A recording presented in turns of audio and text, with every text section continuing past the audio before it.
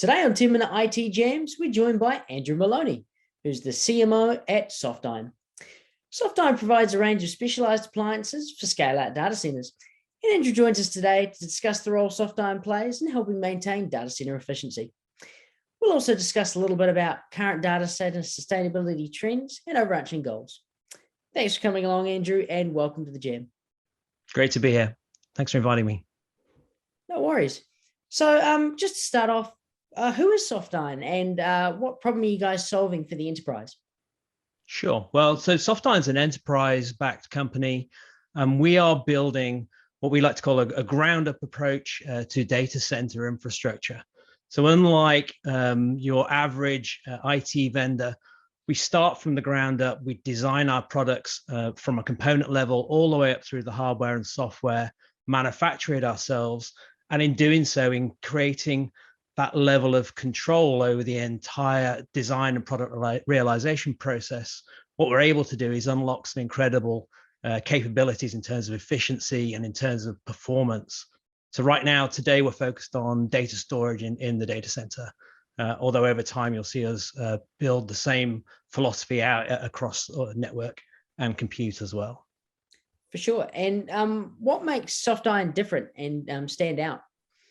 Sure. Well, as I was describing, it's very common in the IT industry today to take kind of generic designs, sub-assemblies, bolt them all together, add some software on the top, and deliver a product to the market.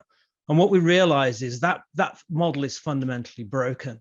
We need to go back to the basic principles and design products from the ground up, from the component level, and from every line of source code, and take complete control again back of those designs. And in doing so, there's a whole range of benefits that we can unlock. One is around sustainability and the efficiency that we can deliver for those kinds of products. And we'll talk a bit more about that, I'm sure. But also because we own the entirety of that design, because we can see every line of code, we know every component, and then we're manufacturing it ourselves in a strategy we call edge manufacturing, which again, I'm sure we'll talk about in a few minutes. It means that we can give an unparalleled really level of transparency to the entire product realization process. And we're seeing that's becoming incredibly attractive for organizations. We're getting really concerned now with the supply chain resilience and the amount of obscurity there is really in the IT supply chain. Absolutely. And yes, we are going to talk a bit about sustainability now. So why are SoftIron appliances so energy efficient? Well, so again, the key is that today, most appliances that you see in a data center are built on very generic designs. By their nature, they're designed to do a whole raft of different tasks. And so there's an incredible amount of inefficiency in those designs. The industry's kind of moved to using software to solve all the problems. Throw more software at it and more processing power, and you can solve the technical problem you're trying to solve. By taking this ground up approach, what we essentially did is we took an open source core, and in the case of storage, we use Ceph, and we reverse engineered it fundamentally to figure out what would really make Ceph fly. And then we designed an appliance that's completely optimized just for that one thing. Now, in doing that, in stripping out all of the padding, if you like, that would be in a generic design, we're able to deliver a product that's consuming 80% less power in some cases than a generic appliance might in doing the same kind of task.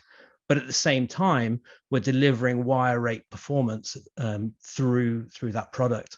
So you can see it means you also end up with something that's incredibly reliable as well. By using less power, it means you're generating less heat. If there's less heat, then you don't need to cool your data center the same way, but also the reliability of the product improves because you're not stressing the product through excess heat. So there's all sorts of benefits that you're able to deliver. And of course, the other key thing is, again, because we manage and design the entirety of the product, we're able to wrap a level of management around that and a level of enterprise class simplicity to deploying what would otherwise be quite a complex but very powerful software-defined storage platform. Awesome. And just kind of on the broader scale of things, why is efficiency in a data center so important for organizations that are trying to pursue sustainability goals? Well, I mean, you don't have to look too far to find data centers that are really struggling right now with their power footprint and with cooling the data infrastructure that they're trying to operate. So there's a practical consideration, how can I deliver more service in my data center, but without increasing my power footprint?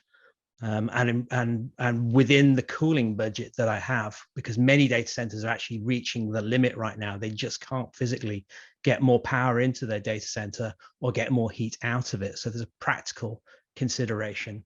But then, of course, from a sustainability point of view, we all want to reduce our carbon footprints, right? And IT is now under a lot of pressure in many organizations to deliver its part of net zero plans, for example. And we're seeing that around the world, that IT now is being challenged by senior management to do their part, to play their part. And what we've discovered, we just had some really, really interesting analysis completed actually, that looked at the carbon footprint and the savings that we can deliver with a soft iron based storage platform compared to the kind of industry average. And if you take like a 10 petabyte storage installation, we're looking at a saving of something like 6,500 tons of carbon over the lifetime of the product in carbon savings. So this is a huge impact. And it's something which generally you're just not seeing in the IT industry these days, because the vast majority of other solutions are really quite generic under the hood, because organizations have been focused on the software rather than the hardware and trying to solve the problems in software and adding processing power. There's all of this inefficiency that's just baked into the way that infrastructure has been deployed over the last decade or more. Yeah, and looking at the Asia Pacific market in particular, what are some of the trends that are driving efficiency and sustainability in data centers?